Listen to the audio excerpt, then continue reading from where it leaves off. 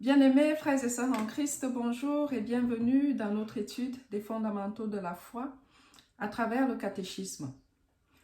Donc aujourd'hui, nous entamons la question 5 qui porte sur Dieu et d'ailleurs les 3 prochaines questions porteront également sur Dieu. Aujourd'hui, la question 5 nous demande que nous enseigne la Bible au sujet de Dieu. Nous verrons donc premièrement l'aspect identitaire, donc que nous enseigne la Bible au sujet de Dieu dans son identité, et ensuite qui est Dieu pour nous dans la Bible. Que nous enseigne la Bible au sujet de Dieu. Nous poursuivons après la prière.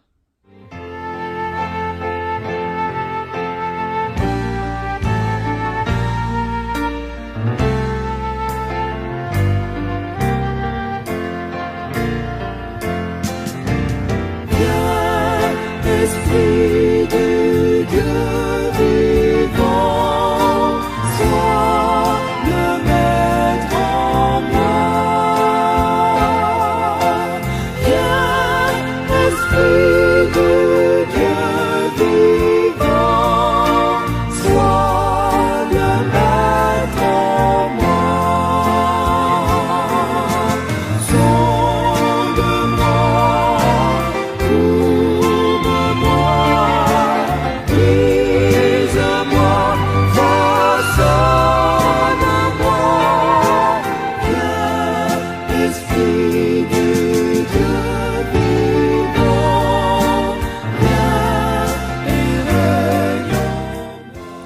de Jésus-Christ. Amen. Que nous enseigne la Bible au sujet de Dieu? La réponse de notre catéchisme nous dit: la Bible nous enseigne que Dieu est notre Père qui est au ciel. C'est lui qui a créé toutes choses et qui gouverne toutes choses avec sagesse, justice et amour.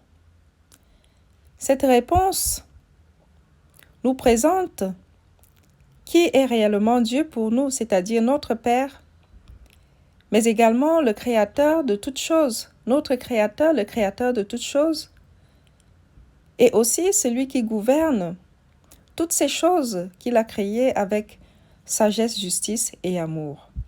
Pour aller en profondeur dans ce que signifie cette présentation de Dieu, nous allons voir déjà qui est Dieu dans son identité et ensuite, comme nous le révèle cette réponse, qui est Dieu pour nous, qui est réellement Dieu. Pour répondre à la question de savoir qui est Dieu dans son identité, nous allons nous appuyer sur la réponse que Dieu donne, que Dieu lui-même de sa bouche donne à Moïse, au prophète Moïse, lorsqu'il appelle Moïse pour être celui-là qui va conduire le peuple d'Israël, qui va libérer le peuple hébreu de la servitude en Égypte. Moïse, qui a grandi dans la cour de Pharaon, ne connaît pas du tout Dieu. Il ne sait pas qui est ce Dieu des Hébreux. Et donc, lorsque Dieu vient à sa rencontre, à travers ce buisson ardent que nous pouvons lire dans Exode 3, Moïse qui a peur, Moïse qui en réalité ne connaît pas Dieu, et lorsque Dieu lui dit « Je suis le Dieu de tes pères », Moïse lui pose la question « Voilà, tu m'envoies vers ce peuple. Si on me demande qui m'a envoyé, qui tu es, que leur répondrai-je » Si nous lisons dans Exode 3, des versets 13 à 14, Moïse dit à Dieu: « J'irai donc vers les enfants d'Israël et je leur dirai: le Dieu de vos pères m'envoie vers vous.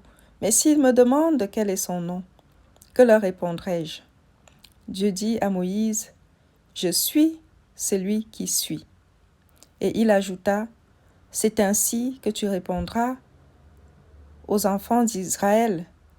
Celui qui s'appelle Je suis m'a envoyé vers vous. » Je suis celui qui suis, Yehovah ou Yahvé.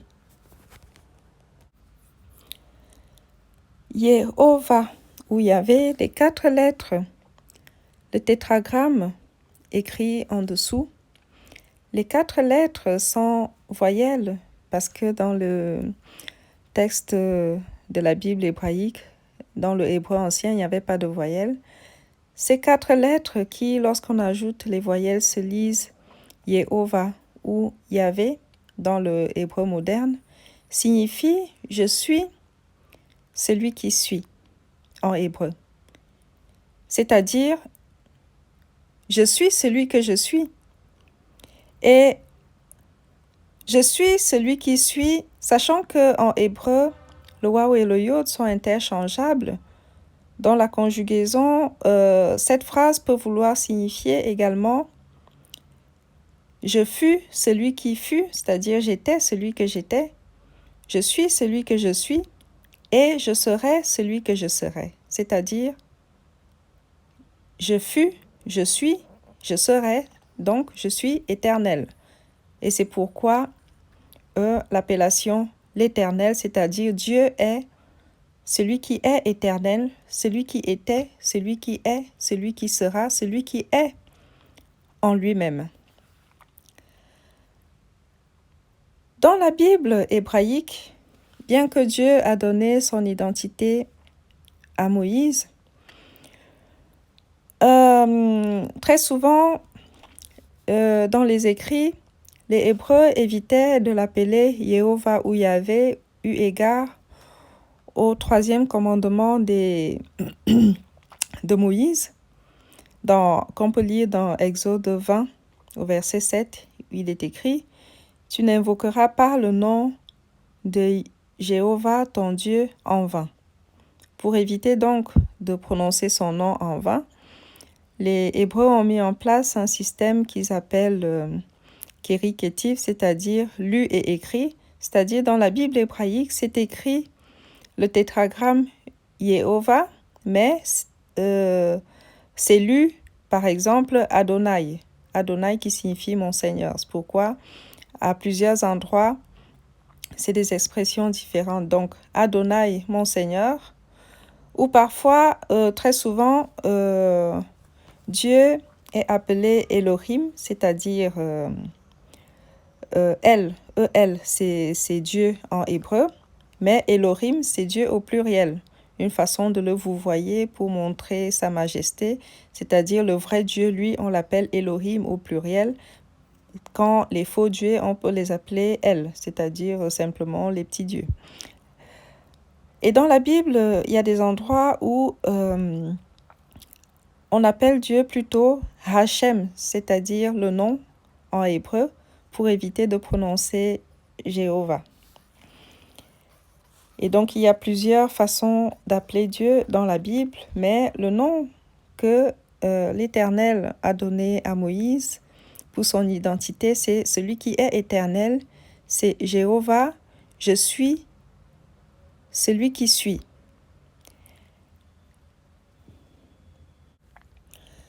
Mais bien évidemment, Dieu est appelé de plusieurs façons dans la Bible. On a Adonai qui signifie mon Seigneur, El Shaddai qui signifie Dieu Tout-Puissant, Elohim, Dieu, qui signifie Dieu au pluriel. Après, il y a plusieurs appellations. Par exemple, Kadosh Israël, le Saint d'Israël, Jéhovah Jireh, Dieu pourvoira, Jéhovah Rapha, Dieu guérisseur, Jéhovah Shalom, Dieu de paix ou Dieu paix,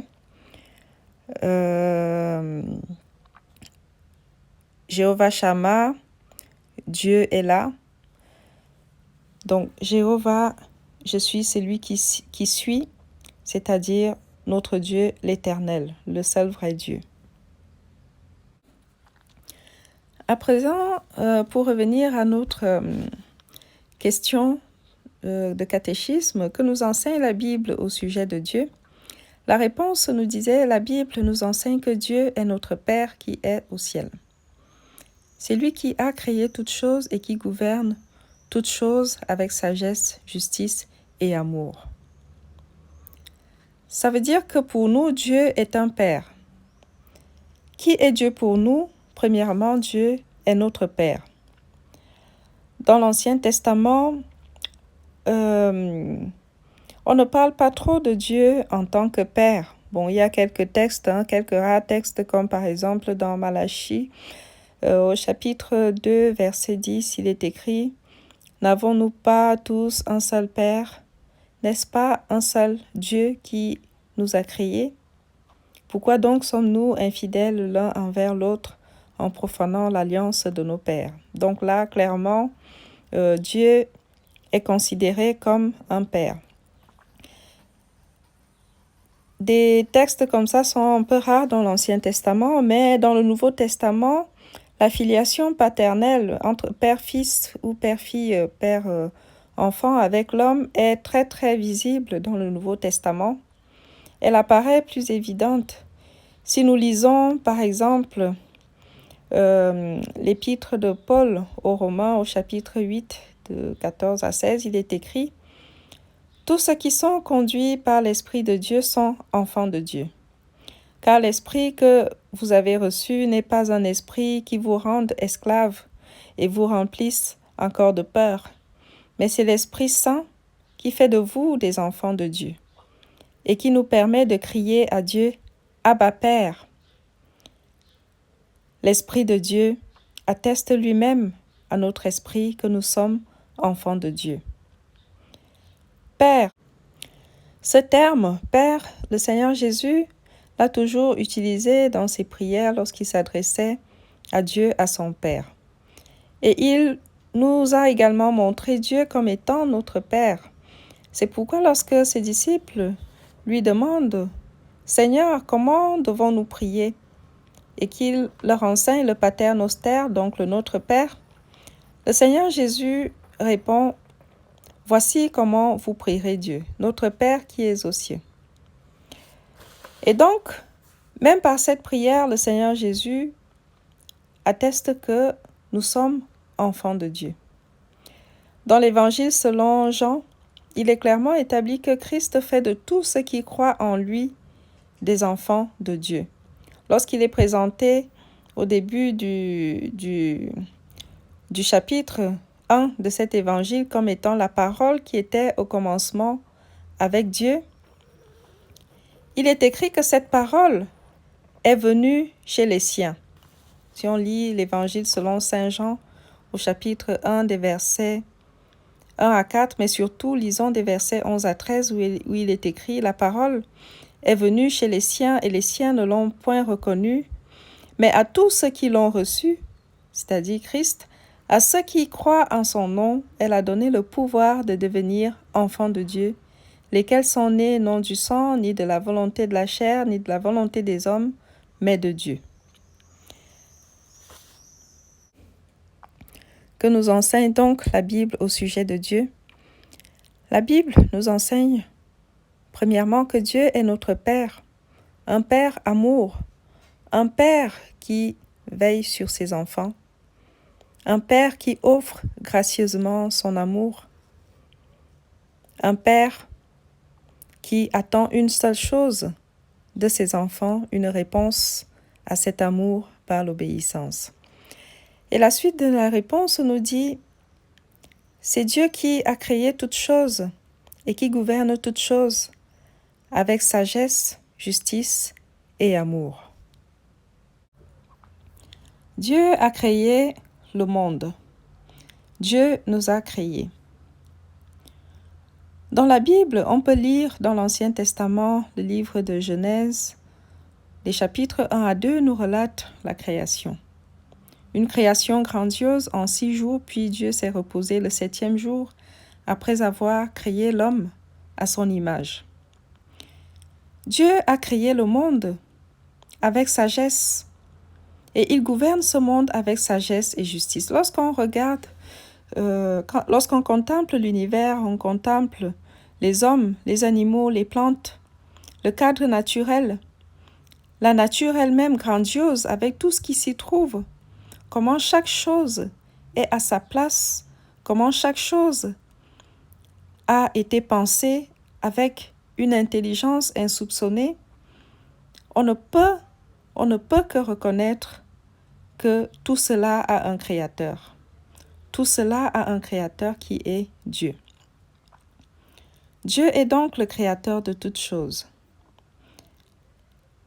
Et il est dit que Dieu gouverne toutes ces choses avec intelligence, sagesse, justice et amour.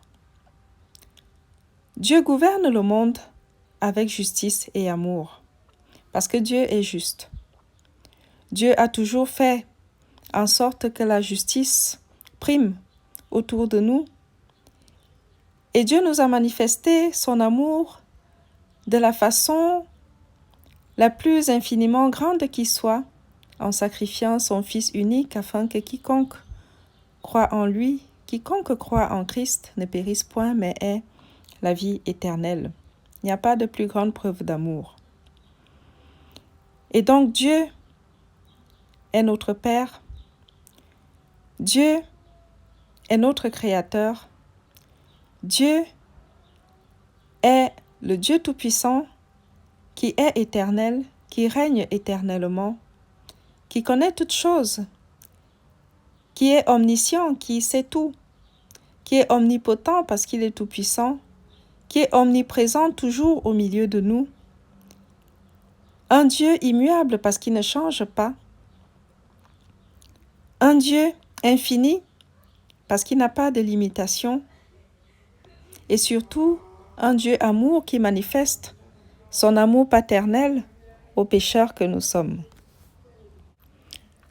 À la question numéro 5 donc de notre catéchisme, où il est question de savoir que nous enseigne la Bible au sujet de Dieu, on peut répondre: la Bible nous enseigne que Dieu est notre Père qui est au ciel. C'est lui qui a créé toutes choses et qui gouverne toutes choses avec sagesse, justice et amour. Voilà, bien-aimés en Christ pour aujourd'hui. Nous poursuivrons la semaine prochaine avec toujours le sujet de Dieu. D'ailleurs, c'est le sujet que nous aurons à étudier les prochaines semaines selon les questions qui se trouvent dans ce catéchisme. Et d'ici là, que Dieu nous garde et que Dieu nous bénisse. Amen.